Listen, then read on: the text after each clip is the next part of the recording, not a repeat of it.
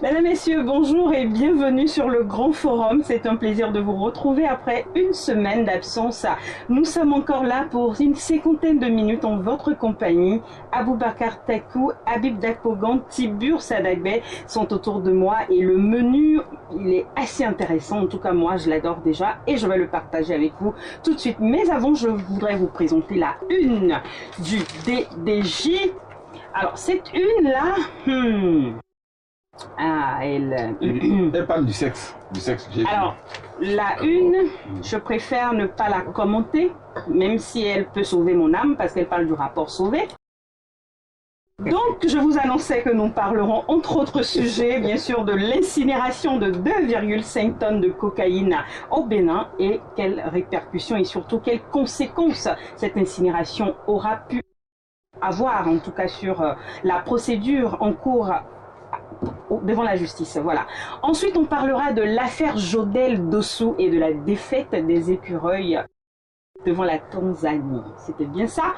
Alors, est-ce que les deux faits sont liés? Est-ce qu'il y a quelque chose qui a pu mal marcher? Nos chroniqueurs reviendront donc sur cette affaire.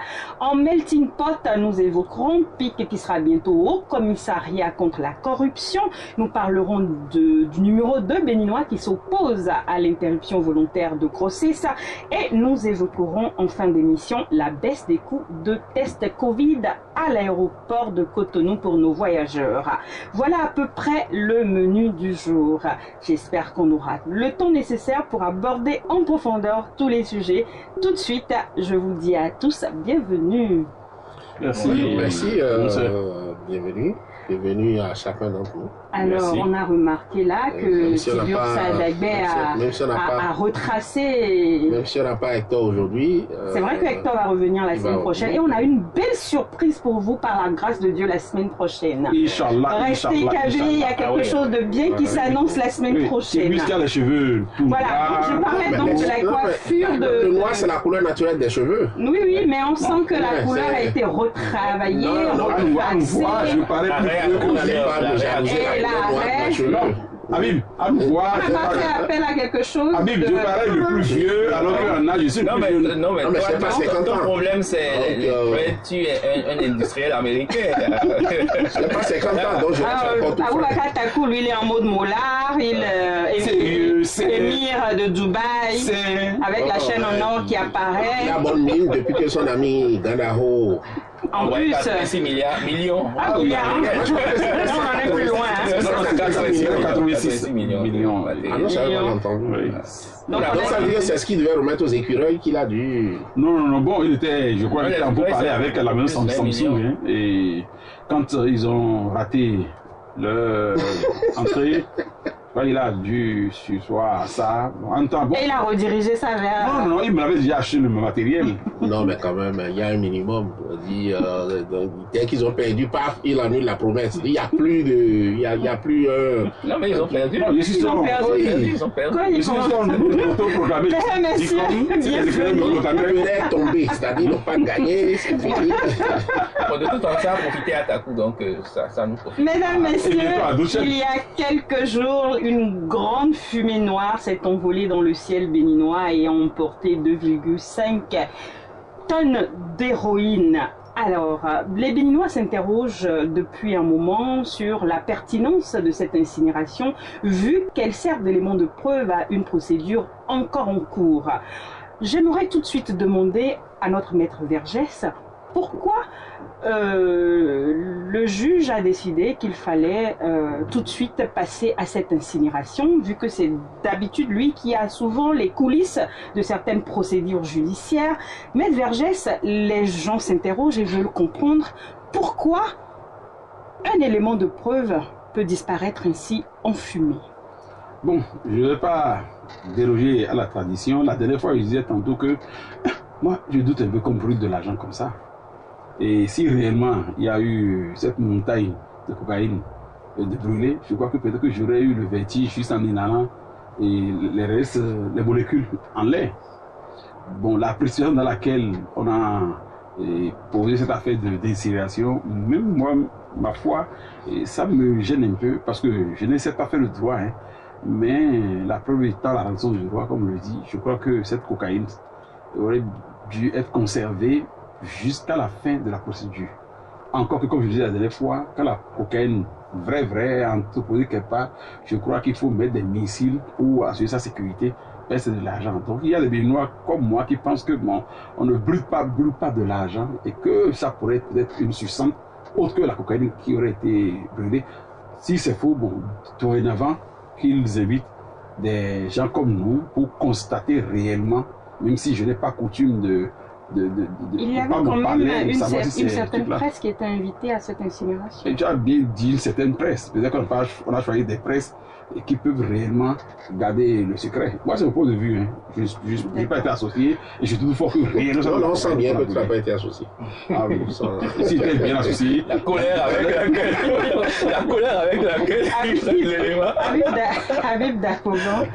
Alors, les raisons avancées par la justice, c'est que cette quantité pourrait susciter des convoitises, que cette quantité serait en insécurité malgré l'existence de nos forces armées, de sécurité, notre police républicaine. En tout cas, elle était en insécurité, c'est pour cela qu'il fallait s'en débarrasser le plus tôt possible. Qu'est-ce que vous dites de cela? Mais ça pourrait être une raison.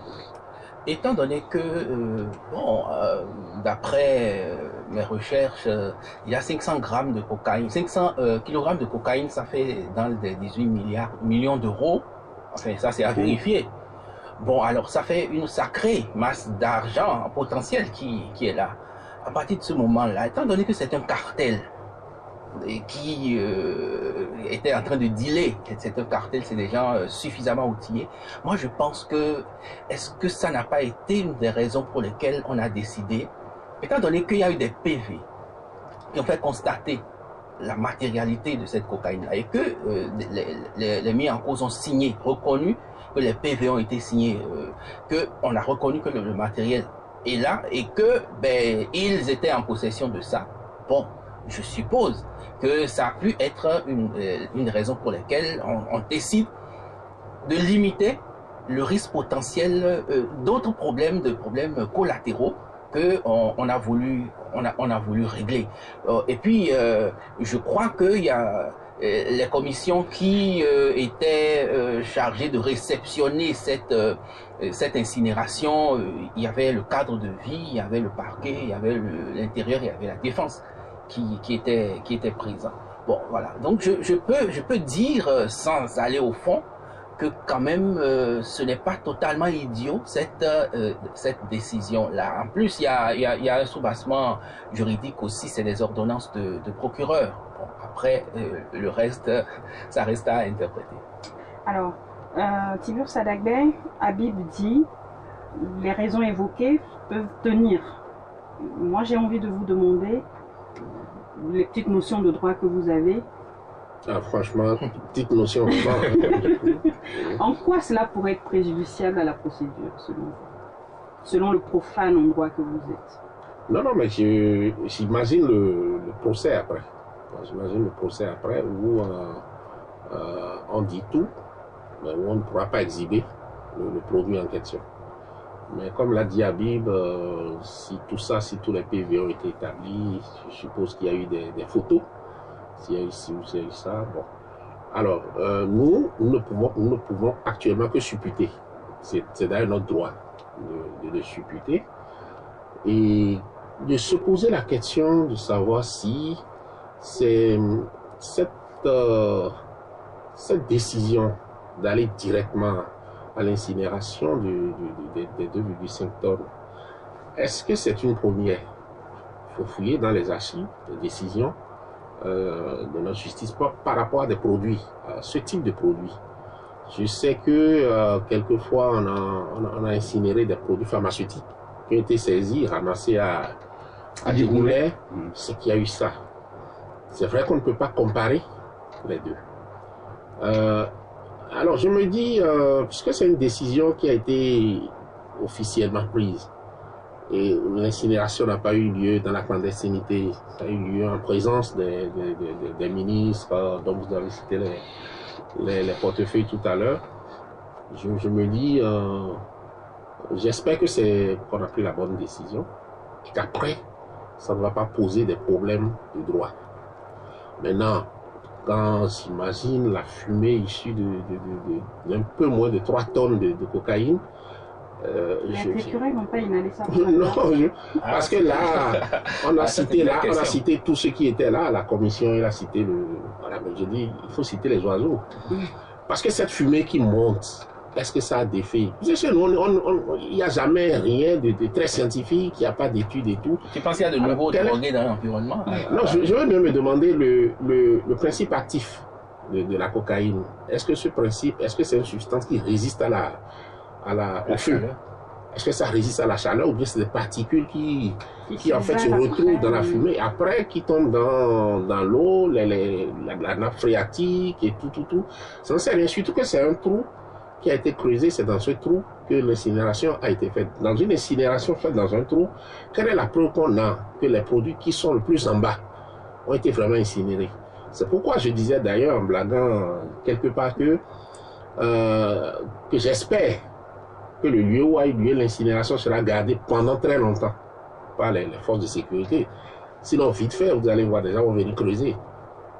Parce que vous voyez, quand les balles de coton ou je ne sais pas quoi, quand c'est empilé et qu'il y a feu, moins les produits qui sont en bas ont d'oxygène, moins ils brûlent.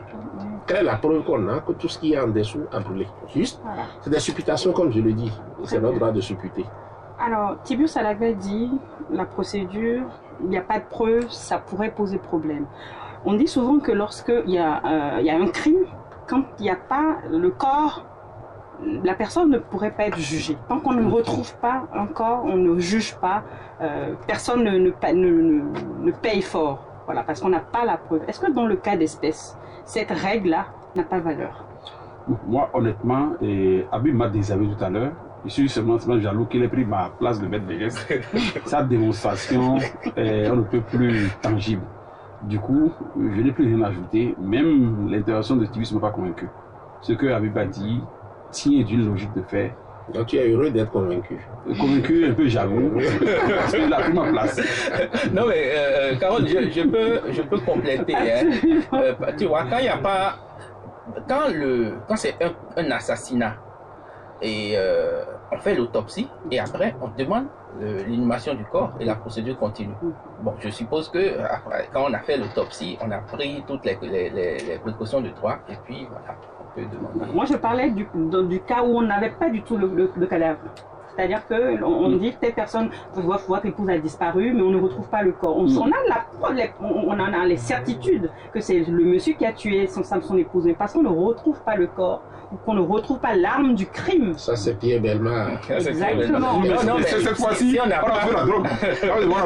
Oui, mais on l'a trouvé, mais après, elle est oui, partie en fumée. C'est pourquoi je disais, oui, quand, il y a eu... Oui, après la procédure, on peut demander... Non, on sait jamais faire on se dit laisser les gens garder 2,5 tonnes de drogue. C'est suspect. Oui. Oui, c'est déjà arrivé je sais plus si c'était ici. Oui, bien sûr. Ou quelques temps après, on a retrouvé du maïs à la place, etc. C'est là où ma vilaine tête pense qu'on ne brûle pas l'argent et que c'est suspect. Alors, sur ce sujet, je vais demander votre attention et savoir à Tiburce Adagbe quel est le carton que vous donnez à ce sujet. Non, du jaune. Du jaune. Je crois qu'on aurait pu mieux faire. Voilà, on aurait pu mieux faire. Habib? Moi, c'est vert. Très bien. Puis s'il m'a convaincu, je suis vert aussi. Donc le vert l'emporte sur ce premier sujet. Nous passons au deuxième et donc vous avez compris qu'on se retrouve juste après ceci.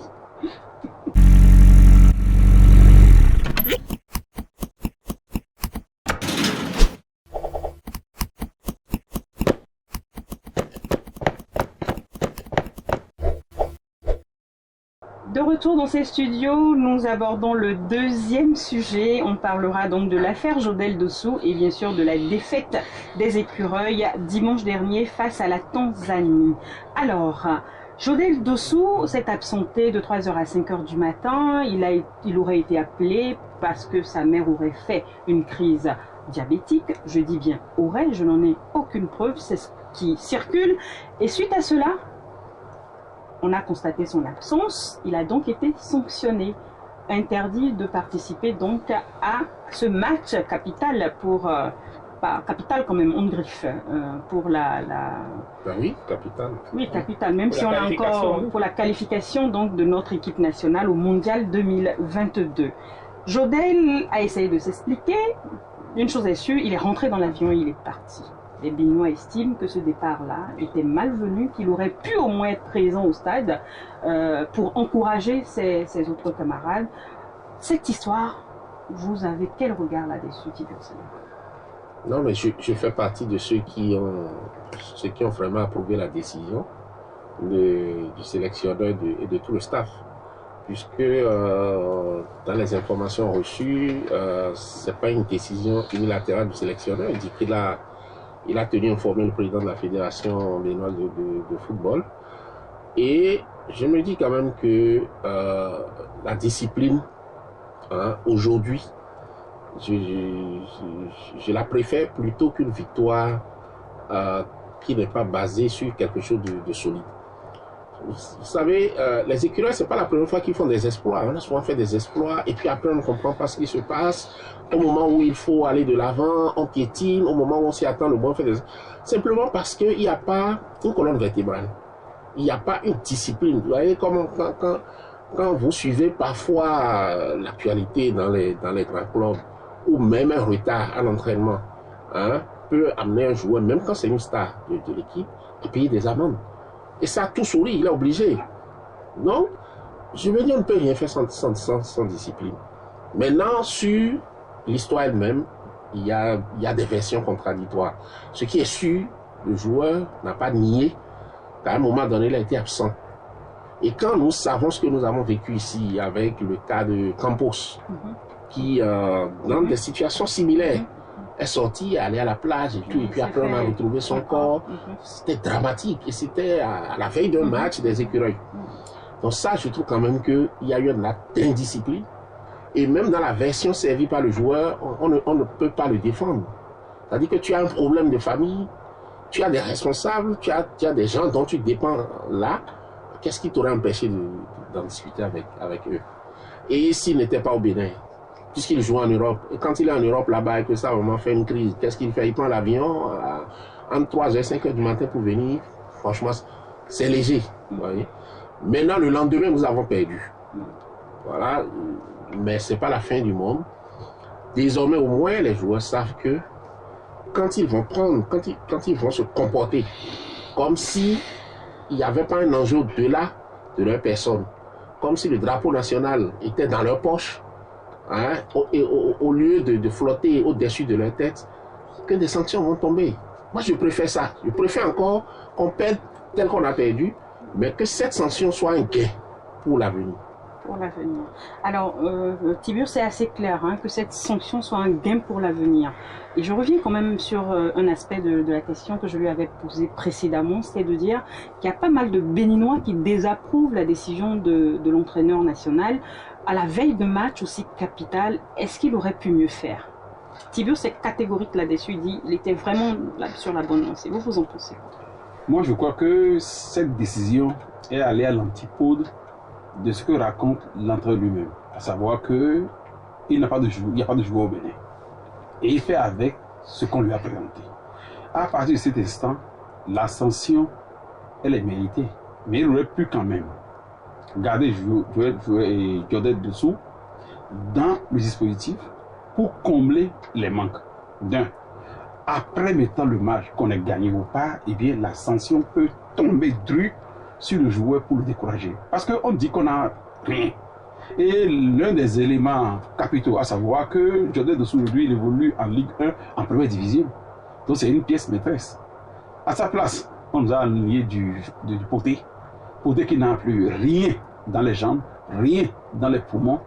Et ça nous a conduit à ce résultat. Donc cette sanction, il la fallait, mais il la fallait pas à l'instant. Mieux, il ne fallait pas la médiatiser. Donc la cellule de communication qui entoure l'entraîneur n'a pas joué son rôle, ou l'entraîneur n'a pas la maîtrise du jeu pour comprendre qu'on ne donne pas ce type de coup à un joueur à la veille d'un match, sans oublier le fait que Joël Dessous était en déphasage, en dispute avec ses collègues. Parce que du moment où le garçon est devenu titulaire dans son club, en première division, en Ligue 1, ça doit monter la tête. Vous les connaissez, les joueurs, ils sont capricieux.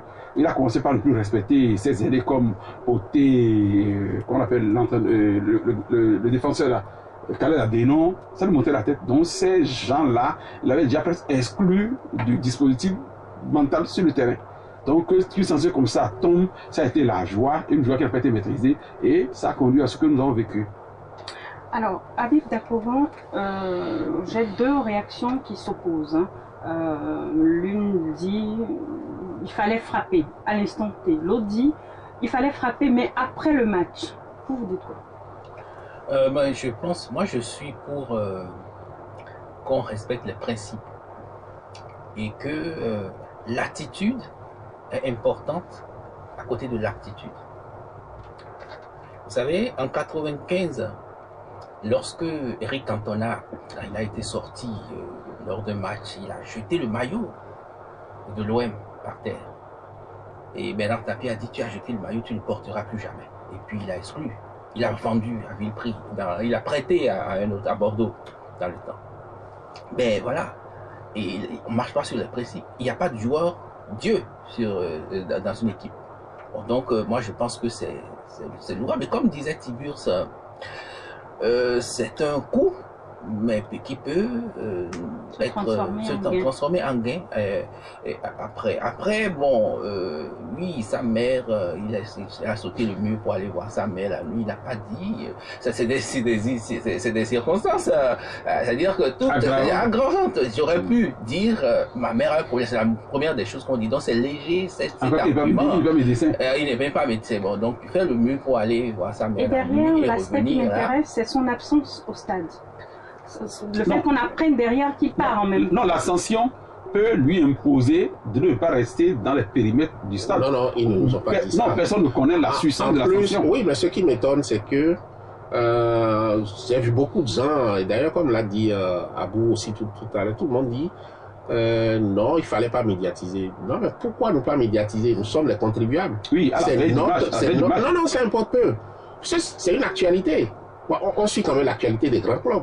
On a suivi l'actualité des Lions indomptables à la Coupe du Monde qui a été jouée au Brésil. Quand il y a des problèmes, il faut qu'on soit informé. Donc, quand il a eu... Mais écoutez, si ce n'était pas médiatisé, l'information aurait eu le temps de s'altérer. Vous savez très bien comment l'information s'altère. Personne n'aurait compris pourquoi Jodel n'a pas été aligné. Beaucoup de gens auraient jeté même la pierre à l'entraîneur.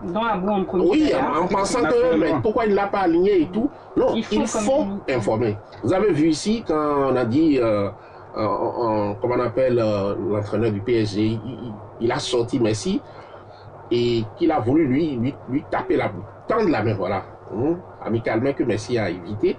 Vous avez vu, tous les médias du monde entier se sont emballés et il a dû faire après un travail de communication, d'abord parce que sa première déclaration a été que, en tout cas, en tant qu'entraîneur, on fait des options, on fait des choix, ça peut ne pas plaire. Ça, c'était sa première déclaration qui corroborait le fait qu'il y a eu crise. Et puis après, il a commencé par dire non, c'est lui-même qui voulait sortir. Donc, ils ont géré. Donc, je ne suis pas vraiment pour qu'on gère ces trucs-là comme en catimini, dans un couvent, alors, et qu'il y ait des initiés. Et puis le fait qu'il soit parti comme ça, c'est le comble de discipline. S'il est parti sur la... J'ai une question sur le sujet. Il me reste 2 minutes et j'ai une question sur le sujet. Nous sommes à la veille d'une dernière chance, on va dire, contre Madagascar. Quelles pourraient être vos recommandations pour... D'abord, je suggère que Dussuyer, pour ma part, n'a plus le niveau parce qu'il n'a pas de cette culture d'aligner les jeunes qui ont du jus dans les jambes et dans les poumons. Pour lui, c'est le conservatisme. Les anciens vétus dégarnis doivent être toujours alignés. Et comme nous avons... Vous donnez quelle note? Quel carton? Non, c'est rouge pour Dussuyer. Son adjoint, le devant. Très bien. Habib? Moi, j'ai pas aussi autant d'éléments que Takou pour apprécier, mais bon, j'encourage quand même l'équipe à donner le meilleur et à ne pas se réfugier derrière le sobriquet d'écureuil pour ne pas aller comme des lions. Vous donnez quel carton? Vert, l'équipe. Voilà. Vert. Alors... Non, mais moi, je soutiens l'équipe. On peut perdre, on peut perdre, c'est pas interdit de perdre, mais tant qu'il y a des bases qui sont posées très clairement et qu'on sait que on ne peut pas se lever, faire ce qu'on veut dans l'équipe nationale. Moi, c'est la victoire. Parce qu'après tout, vous pensez quoi? Que nous irons au Qatar pour aller prendre la Coupe du Monde? À un moment donné, on va forcément, quelqu'un va nous battre. Au moins, quand on nous bat, il faut qu'il y ait un gain. Attendez,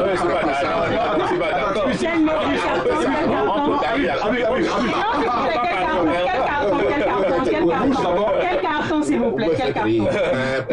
Pourquoi? Pour le sujet, pour le sujet. Non, je le soutiens. Donc, c'est un vert. Oui, c'est un vert. Voilà, donc on a 2 verts. Le vert l'emporte encore sur ce sujet.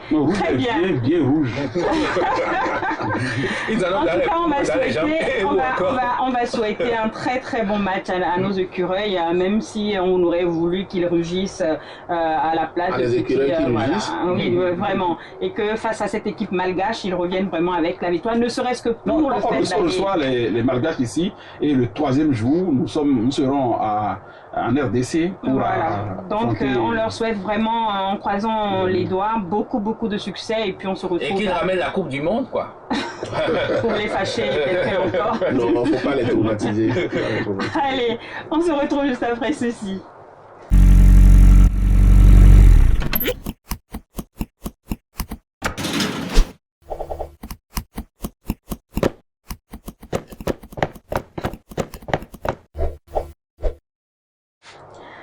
Nous revenons pour aborder le dernier sujet. Ce sera encore un melting pot qu'on vous propose aujourd'hui.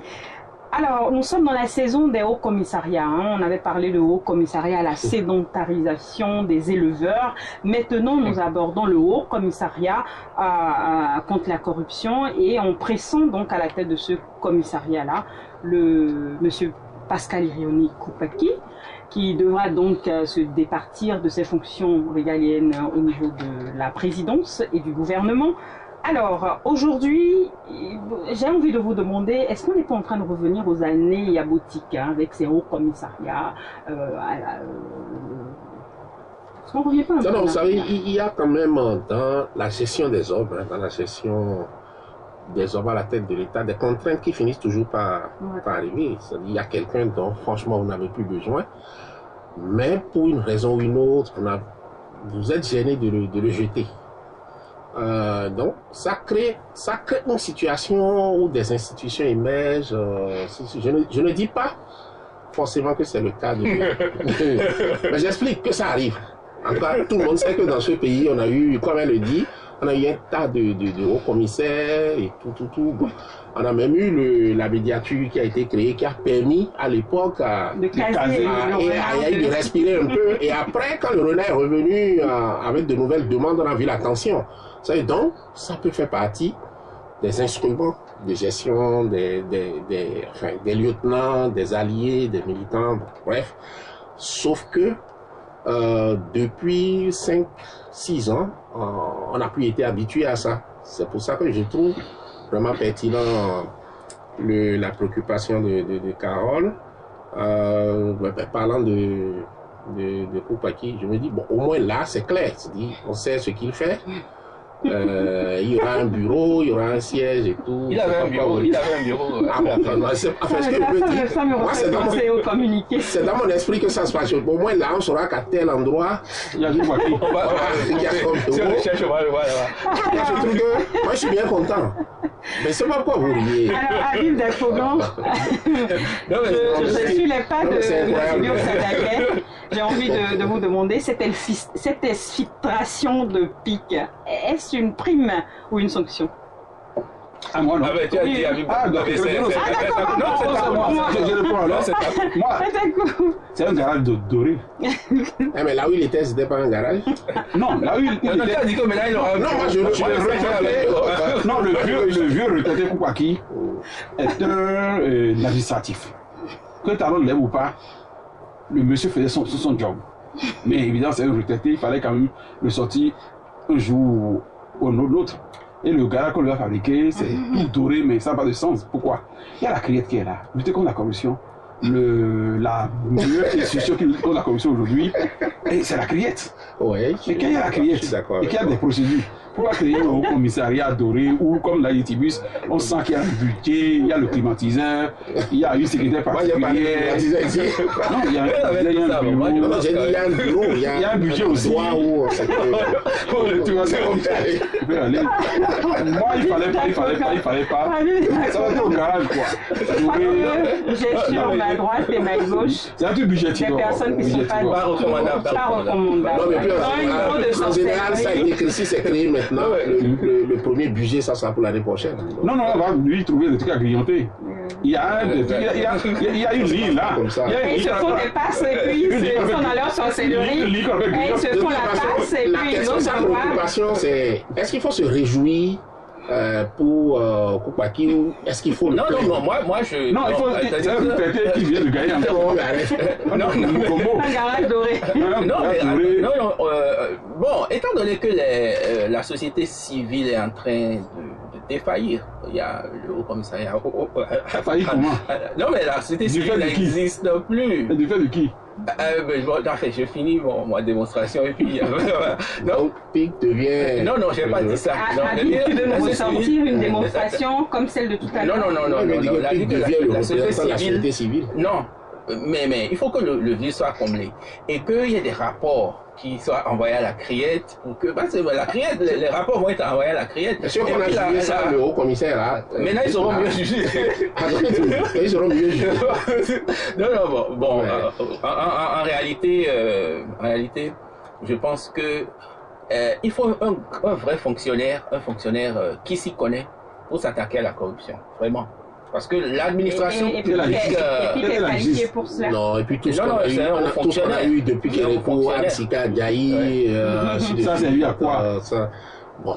Alors, d'un sujet à un autre, on reste toujours en position, on ne bouge pas et on va du côté de l'Assemblée nationale avec le numéro 2 du Bénin qui, cette semaine, a martelé qu'il était foncièrement contre les interventions volontaires, les interruptions volontaires de grossesse. Il est contre les IVG, donc notre Vlavonou national.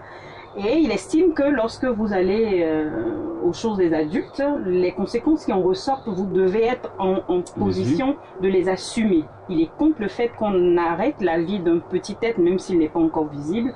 Selon ses dires, il faut jamais au grand jamais permettre cela. Non, moi je crois qu'il aborde le sujet de façon très superficielle et je ne suis pas du tout de son point de vue. Déjà par ma foi, je suis vraiment contre tout ce qui peut être attentatoire à la vie d'un être humain.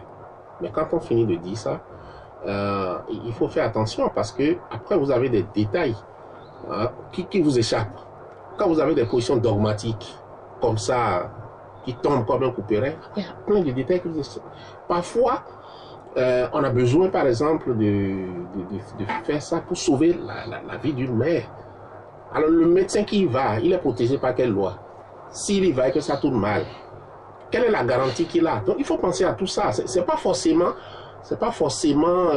faut pas voir ça forcément en termes de ce qu'on fait. Voilà, ce qu'on fait pour son propre confort. C'est-à-dire faire un avortement par confort et tout ça, c'est condamnable.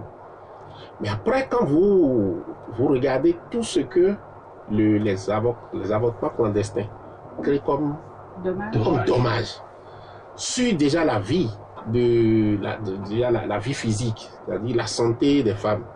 Et deuxièmement, leur santé mentale. Il y en a qui ressortent de ça totalement brisées. Parce que ça a été fait dans des conditions sauvages, insupportables, primaires. Parce que justement, c'est pas encadré. Et donc moi je crois que si le truc n'est pas de dire je suis contre, c'est qu'il faut ouvrir le cadre, définir le cadre et faire en sorte que personne ne le fasse pour son confort. Ce qui se fait en Europe aujourd'hui et qui peut être condamnable, c'est que on peut faire de l'avortement pour son confort.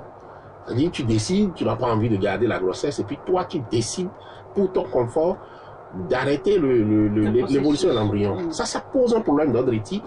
Et voilà, non, mais en dehors de ça, on ne peut pas vraiment dire tout ce qui concerne l'avortement, non. Très bien. Aboubakar Takou. Moi, je crois que de façon dogmatique, religieuse, émotionnelle, non, on ne va pas interdire l'avortement Je trouve que, comme l'a dit, autorisé. Je crois que, comme l'a dit Tibus a vraiment raison. Il faut ouvrir un débat, même national, sur la question.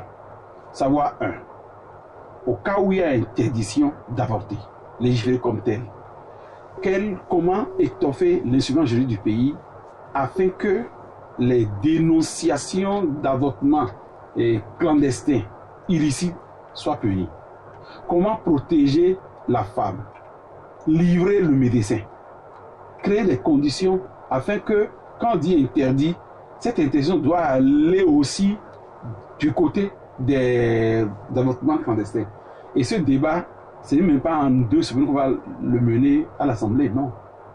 Maintenant, comme l'a dit Tibia Dabé, il faut faire une ouverture. Je donne l'exemple maintenant. Quant à l'échographie, on sent que l'enfant est difforme, ce qu'on ne souhaite pas. Est-ce qu'il faut donner chance à ce bébé de devenir porteur d'une trisomie 21, par exemple, il faut pouvoir avorter. Or, dans un contexte où, de façon dogmatique, on interdit l'avortement, vous avez vu ce qu'on fait sur la mère, le père de cet enfant, et de cet enfant même. Je crois qu'il faut faire un débat national autour et à l'Assemblée, que ce soit bien étudié par des commissions habilitées à en parler, afin qu'on fasse l'ouverture ou qu'on n'en parle pas. Alors, Habib Dakogon, Tiburce et Aboubacar sont unanimes sur un fait qu'il faille encadrer au lieu d'interdire. Vous en pensez quoi? Oui, c'est clair, il faut encadrer. On ne peut plus gérer des questions aussi graves avec autant d'enthousiasme. C'est un excès d'enthousiasme qui peut nuire même à la question. Parce que il y a trop de nuances dans l'avortement. Et la fille qui a été violée et qui est tombée enceinte et qui ne souhaite pas garder, qu'est-ce qu'elle va faire? Alors, non, pas un inconnu. Alors, pas un inconnu. Ça c'est encore grave. Ou même par un parent proche. Oh, oui, ou par un parent proche. Bon, donc il y a tellement de nuances qu'on ne peut pas jeter le sujet comme ça en disant on interdit. On a passé ces caps-là. Les références spirituelles ou religieuses n'interviennent pas un peu trop dans la fonction. Non, justement, on ne peut pas ramener des dogmes, des croyances personnelles, des positions religieuses dans le droit. Il faut totalement séparer les émotions. Oui. Voilà. Déjà que la région elle-même a ses propres problèmes. Regardez la une de mon confrère de Gila. La région elle-même a un problème qu'elle n'a pas de régler. Ton point de frère. Non, mais déjà, il faut se demander pourquoi le président de l'Assemblée nationale a jugé utile de faire cette sortie. Sur d'autres lois, on ne l'a pas vu. Pourquoi? Il faut qu'on essaie de comprendre un peu ce qu'il recherche. Exactement. Est-ce qu'il a voulu prendre de vitesse le débat, ou alors est-ce qu'il a voulu se désengager en sachant bien que la loi va passer? Il a voulu se désengager vis-à-vis de ses frères de l'église catholique dont il est très proche. Ses frères de la bien-pensance. Voilà, est-ce qu'il a voulu prendre date? Est-ce que c'est ça? C'est un aspect qui n'est pas mal. On va faire sans condition et aller du côté de l'aéroport de Cotonou avec la baisse des tarifs de tests Covid pour les voyageurs entrant et sortant du Bénin. De 50 000, nous sommes passés donc à 25 000. C'est après 6 mois de réclamation ardue, une décision salvatrice qui vient de tomber. Et là-dessus, je vais demander à Habib Dakogon tout de suite ce qu'il en pense. Ah, en fait, je dirais ouf, en fait. Parce que c'est un budget, un sacré budget. Surtout qu'à l'aéroport de Cotonou, il y a une particularité où tu payes 50 000 que tu comprends pas à la fin, là. Il y a une organisation qu'il fallait. Bon, donc déjà, quand ça diminue de moitié, c'est bon. L'objectif, c'est que on en arrive à la gratuité. Je pense que, bon, progressivement, on y arrivera. Donc, je salue. Alors, les voyageurs ont poussé un ouf de soulagement après cette décision. On estime que le Bénin, enfin, s'adapte à cette décision communautaire qui était déjà en cours dans la sous-région. Alors, ouf aussi. Ouf, il faut remercier et féliciter le président Talon pour cette décision courageuse, parce que c'est une affaire de budget. Le Bénin n'ayant pas de moyens, il fallait trouver les moyens pour acheter les intrants en griffe là. Il y a un mot plus indiqué pour désigner les intrants en matière médicale. Donc c'est ça qui a poussé les réactifs en effet, qui a poussé au maintien de ce montant décrié dans la sous-région. Et quand vous savez que le Bénin est en train de se révéler au monde, il faut que le Bénin se révèle bien au monde. Dans cette décision courageuse, on ne va pas rêver de la gratuité, non. Mais qu'on arrive même à 10 000 francs CFA, ça va montrer la bonne foi des autorités qui gèrent le Bénin. Très très bien. Alors, ces 3 sujets-là, on va les noter, mais il y aura un dernier sujet qu'on va... Non, ce que je veux dire sur ce sujet très rapidement... Ah, je ne lui avais pas donné la parole. Oui, il y a quand même quelque chose d'absolument ridicule qu'il faut qu'on règle. Parce que, entre 2 pays africains, vous faites un test ici, vous atterrissez à Abidjan, vous reprenez le test, simplement parce qu'ils considèrent quoi? Que ce que vous avez fait au Bénin n'est pas fiable, ou bien est-ce que c'est pendant le voyage, pendant le vol, qu'on considère que le résultat... que c'est pendant le voyage, en fait. Ils estiment que vous pouvez avoir... dans l'aéroport et pendant le vol, des rencontres pourraient... Non, ça n'a même pas de sens. Oui, puisque tout le monde un vol d'une heure de temps... Des opportunités de rentrer de fonds. Non, mais un vol entre Cotonou et Abidjan, ça fait combien de temps? 1h30? Je sens que dans l'avion, on impose à tout le monde de maintenir son masque, quoi. Ça non, mais on mange, on enlève après. Je trouve ça totalement ridicule. Et en dehors du fait que la baisse de ce prix est à saluer, il faut vraiment que les pays africains se prennent au sérieux. Quand tu fais ton test, d'abord, il faut vérifier, est-ce que c'est comme ça en pays européen? Est-ce que quand tu vas à Bruxelles, quand tu décolles de Paris, tu fais le test, c'est à Bruxelles, tu refais et tout, il faut vérifier tout ça. Non. Quand même, nous sommes dans une matière scientifique. Ah bon? Vas-y, quand? Non. Où est-ce qu'ils sont? Et c'est pour ça même que au niveau de la communauté, il fallait harmoniser déjà les prix et surtout reconnaître les passes. Et que le Covid ne devienne pas un business. C'est un gros business, mon frère. Absolument. Un gros business. Alors, avant qu'on ne passe à la notation, je crois qu'on a 2 petites minutes. Je n'ai jamais fait le test, Dieu merci. Oui, j'ai jamais fait le test. Tu n'as pas voyagé, c'est pas voilà. Et après, parce qu'on m'a dit qu'on vous met un truc dans les narines qui sort pratiquement pas le rectum. Faut vous estimer très heureux. C'est pas agréable du tout. 2 secondes. Très bien.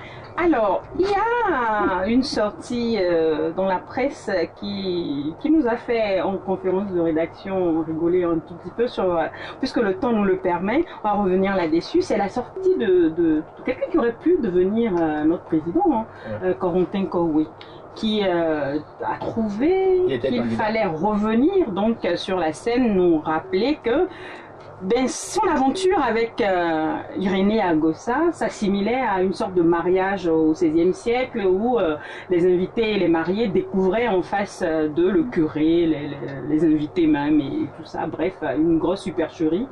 Et comment nos hommes politiques, quand on les écoute, qu'est-ce qu'on a envie de leur dire, Tidjor Sada? Non, mais moi je suis très content d'écouter Corentin Cahoué. Et là, franchement, je crois qu'on peut être des amis, parce que quand j'ai lu ce qu'il a dit, alors j'ai ri à m'étouffer, parce qu'il a le sens de l'humour, il a le sens de la dérision, et il est allé même plus loin, parce il a parlé comment on appelle, des perspectives de sa carrière politique. Est-ce que celui qui l'a amené en politique est toujours dans la politique? C'est à lui de quitter la politique. J'espère que vous savez de qui je parle. Amoussou Bruno. Amoussou Bruno qui, il y a quelques années encore, disait qu'il était à midi de sa carrière politique. Là, il fait 16 heures, non, là, il est 13h, 14h et tout. Mais il dit que, alors, ce duo qu'il a fait avec Irénée Agossa, auquel personne n'a cru d'ailleurs, et tout, il dit que c'est comme les mariages organisés. Au XVIe siècle, où c'est devant le mec que tu découvres celui que tu veux épouser et tout. Enfin, on a bien vu. Mais c'est sa façon d'en parler.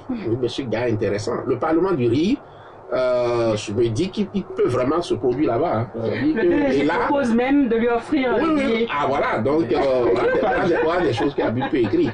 Ça dit, je dis, mais là, il peut vraiment rivaliser avec les Digbe Cravates, les Gou et tout ce.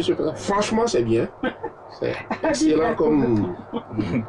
Non, bon, je ne sais pas quand est-ce que tout ça va cesser, quoi. Toi, tu veux plus qu'on rie? Non, on va rire, mais on va pas. Il ne faut pas que des gens qu'on prenne au sérieux, qui nous fassent rire de cette façon-là. Je ne sais pas comment on va faire. Autant rire que pleurer. Mais qui les a déjà pris au sérieux? Ah bon, parce que tu as dit tout à l'heure qu'il aurait pu être notre président. Bon, donc je le dis. Il aurait pu, mais il n'aurait pas. Les gens disent que si on se présentait contre le président Talon, il le battrait. Donc, si on suivait rien que des cette... moutons, c'est ça que j'ai pas compris. Non, les gens ont dit qu'il était tellement décrié que le premier mouton qui se mettait en face de lui... Il y en a eu deux, c'est ça. Il y a eu un troupeau. Le mouton, ça marche pas. Je crois que Tiburce devrait condamner les propos de ce monsieur. Ah non, Mais il a fait pire. Que ça. Il a fait pire. Hein. Non, non, non. Ah non, il faut l'écouter. Hein. Pourquoi condamner? Il était dans la satire. Non, non, vous ne nous avez pas dit ça. Parce que quoi? Non, quand ils ne les aiment pas, on va condamner des occasions qu'on a de rire, on va condamner ça. Non, quand même. Lui, il s'est grillé. Parce que je les voyais. Ah oui, c'est grillé comment? Il n'y a pas 4 mois, les deux là. Le mec, vous lui avez fait une proposition. Qui? Et il attend. Tu sens très bien qu'il attend, vous ne dites plus rien. Après, il voit Irénée qui va, qui vient, qui crée un parti, qui. Et lui. Il va conséquent. Et lui, il est là, rien ne marche pour lui. Donc, Non, est-ce qu'il a gagné dans l'affaire? Il a déjà bouffé? ah, on gagne. Il a gagné quoi? Il y a quelque chose à gagner à être candidat. Si le mariage était réellement forcé, pourquoi il s'est retrouvé dans ce lien? Mais ce qui est intéressant dans ce qu'il dit quand même, c'est que là, il n'a pas supporté les frais du mariage. Puisqu'il dit qu'on t'amène, c'est devant le mec que tu découvres, celle que tu veux épouser, celui que tu veux épouser. Ça veut dire que même on a tout organisé. Non, mais même la boisson et les rituels. Tranquille. on rigole avec des choses suffisamment graves. C'est d'une gravité absolue. On ne doit pas entendre des choses comme ça. Il y a des choses qui font Franchement, il est sympa. Non, mais c'est pas Non, il est sympa. On doit l'enterrer en politique. Lui, il a vu sa place en politique. Ah bon, et après, il y a que des gens austères qui nous... Mais Habib Dakogon, j'ai quand même envie de dire que cette sortie-là nous révèle quelque chose. Que ces gens-là, ils sont allés à une farce. Ils sont en train de révéler que tout ceci n'a été que pour nous distraire. Moi, j'avais voulu, en ouvrant les yeux, me rendre compte que c'était une grosse blague. Et là, je m'en rends compte aujourd'hui. Tu dois être heureux. Ah oui, non, c'est vrai que finalement, on est content. Écoutez, c'était pas grave, c'est un truc et tout. Bon, on a rigolé un peu. C'est bon maintenant, mais donnez-moi ce que vous m'avez promis. À qui il donne ça? Non, mais à vous, toi, tu es informé de tout. Moi, je sais pas. Le gars dit, bon, mais. Mais est-ce qu'on va pas écouter le second? Parce qu'on a écouté. Il est. On a écouté la mariée ou le marié. Il faudrait écouter la mariée ou le marié. Il n'a pas le temps. Il est en train de constituer les 7 dossiers pour la création de son parti. Il n'a pas le temps. Il est un nationaliste et tout depuis. C'est le parti nationaliste. Non, il dit qu'il est nationaliste. Il s'est débarrassé de l'orangerie. Non, mais il a fini d'hier avec cette affaire de présidentielle, c'est fini. Ils se sont mariés, ils se sont découverts devant le.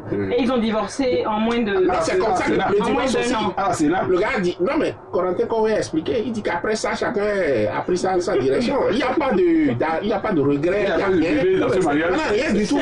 Chers invités, mais finalement, est-ce que le mariage a été consommé ou pas? Alors, de toutes les façons, comme le dit Abou, si vraiment ils ont eu quelque chose dedans, c'est ça la consommation. Oui. Mais Abou a dit qu'il réclame la chose. C'est ça, j'ai pas compris, t'as pas vu pourquoi il réclame. Non, c'est lui qui a dit ça, moi. On dirait qu'il n'a pas consommé le mariage. Le mariage, parce que. Non, mais c'est celui qui a organisé le mariage. C'est lui qui a organisé le mariage. Il dit le mariage du 16e siècle. Passons à vous demande qui a organisé le mariage là. Je vous explique ce qu'il dit. Passons à vous demande qui a organisé le mariage là.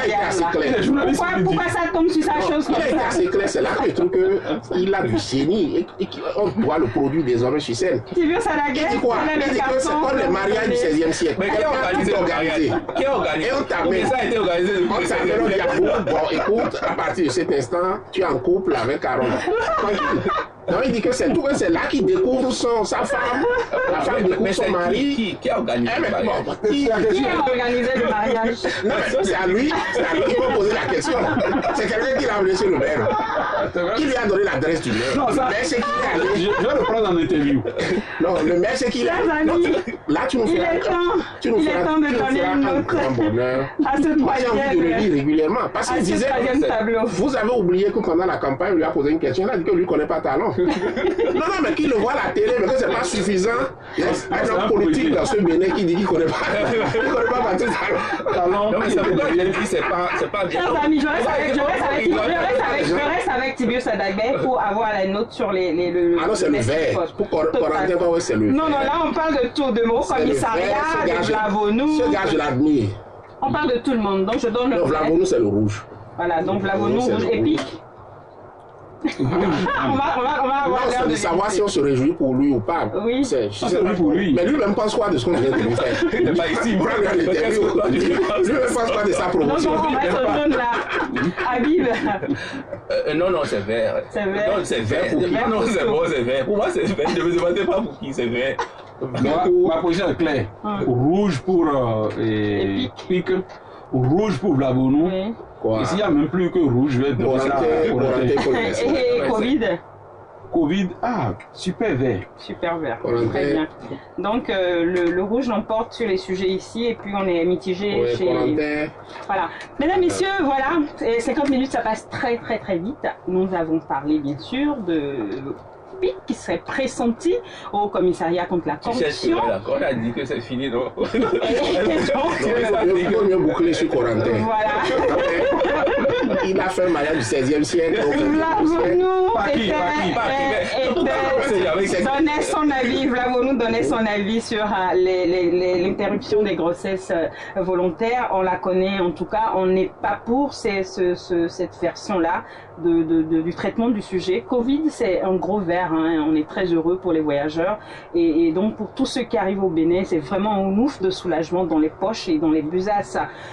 Corentin Kohwe, c'est vraiment un gros rouge. Un vrai boss. Moi, j'ai donné. Tu as donné vert à Corentin. Oui, pour tout le monde. Pour l'humour.